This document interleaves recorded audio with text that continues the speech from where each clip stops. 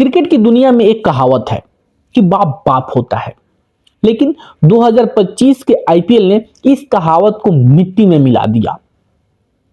जिस टीम ने 5 बार ट्रॉफी उठाई, जो टीम प्लेऑफ की परमानेंट मेहमान थी, वो 2025 में पॉइंट्स टेबल की सबसे आखिरी पायदान पर खड़ी होकर अपना वजूद तलाश रही थी।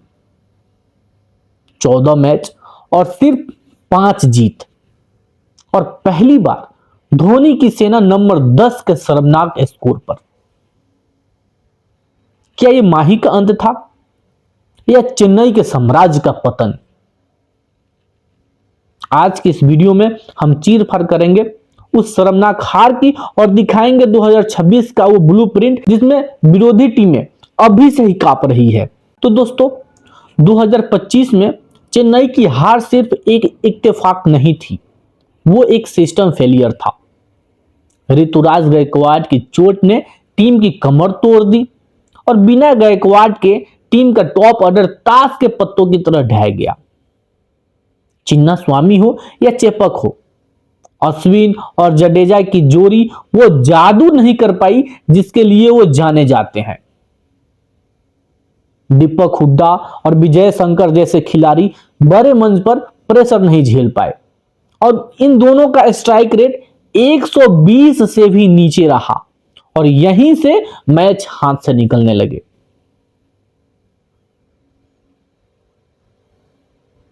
(2025) में सीएसके का net run rate -0.647। Chennai super king के पूरे इतिहास में यह सबसे खराब रन रेट था। जब टीम 10वें नंबर पर थी तो दुनिया कह रही थी, माही अब छोड़ दो।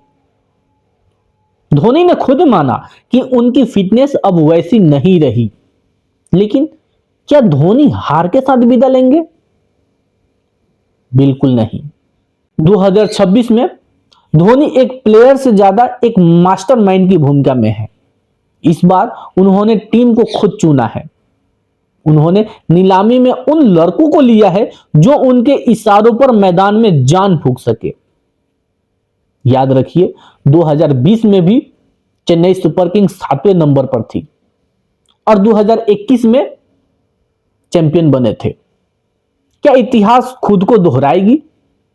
अब बात करते हैं उस प्रेडिक्शन की जो आपको हैरान कर देगी। 2025 में नंबर 10 पर रहने के बाद 2026 में चेन्नई कैसे टॉप पर जाएगी? इसके पीछे 3 बड़े एक्स फैक्टर है। पहला नंबर है संजू सैमसन। संजू सैमसन चेन्नई को पिछले सीजन में एक ऐसे लीडर बल्लेबाज की कमी खली जो पावर प्ले में मैच का रुख मोड़ सके।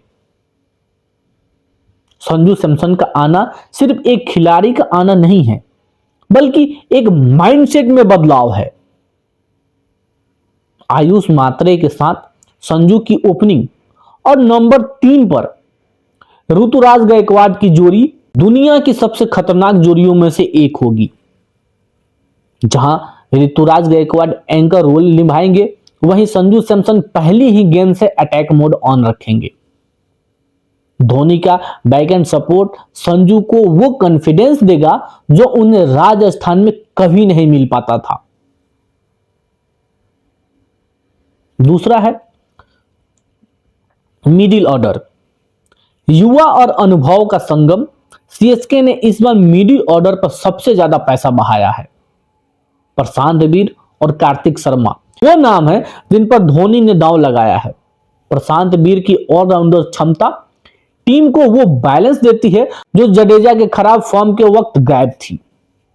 साथ ही शिवम दुबे और डेवाल ब्रेविस का मिडिल ऑर्डर में होना मतलब स्पिनर्स के लिए काल। चेपक की धीमी पिचों पर जहां गेंद टर्न होगी, वहां ये पावर हिटर सीधे गेंद स्टैंड में पहुंचाएंगे। तीसरे है नूर अहमद, 2025 का इकलौता सीएसके का सुपरस्टार। पिछले साल की बर्बादी में अगर कोई एक हीरा चमक रहा था तो वो थे नूर अहमद। 2025 में जब पूरी टीम संघर्ष कर रही थी, तब नूर ने अकेले दम पर 24 विकेट चटकाए थे। अब 2026 में उनके साथ राहुल चहर और खलील अहमद की तिकड़ी होगी। नूर की गुगली को चेपक की पिच पर पढ़ पाना नामुमकिन होगा। धोनी ने अपनी स्पिन विरासत को अब नूर के हाथों में सौंप दिया है। मेरा एनालिसिस कहता है कि 2026 में चेन्नई की सबसे बड़ी ताकत उनकी बैटिंग डेप्थ होगी।